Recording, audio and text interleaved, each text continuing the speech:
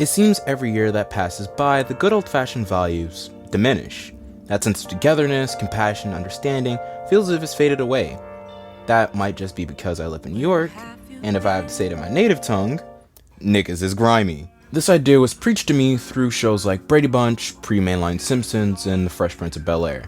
Hey, before I continue, let me clarify how I know of these shows. My parents would leave the television on for all of this stuff. Dad would leave me to watch Boomerang for all the original Hanna-Barbera cartoons, and Mom would leave me in front of TV Land for all the live-action shows she watched when she was a kid. We cool here?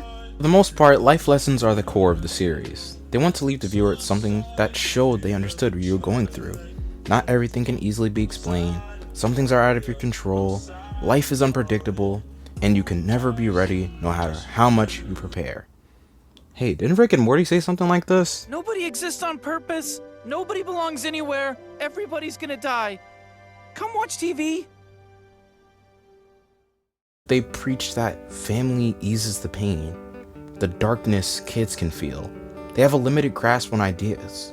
The world isn't full of nice people. Things can and will go wrong. Love hurts. The list goes on. Shows, however, drift away from this type of empathetic storytelling. Cynics say it's just because that's how the world is now. Others say the concept didn't pan out well. To the latter, I agree with. I initially didn't have plans to make this video, but midnight watching Amphibia almost brought me to tears. They show us something I'm glad I have now. Just having stuff like this. All I wanted to do was have fun and play my fiddle on stage. Why do you have to push me so hard? Well, I ran into our Tilda, and she said ascots or vegetables are just not doing well anymore. And heck, in a couple of years, I don't even know if the stand will be around.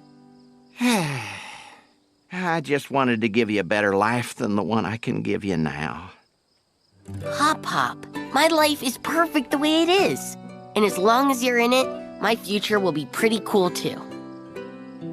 Oh. It applies to kids and teenagers alike. You don't have to search too deep when watching to find these moments. One I found to be the most subtle form of representation. Being for adopted children. It's Anne living with the Planners.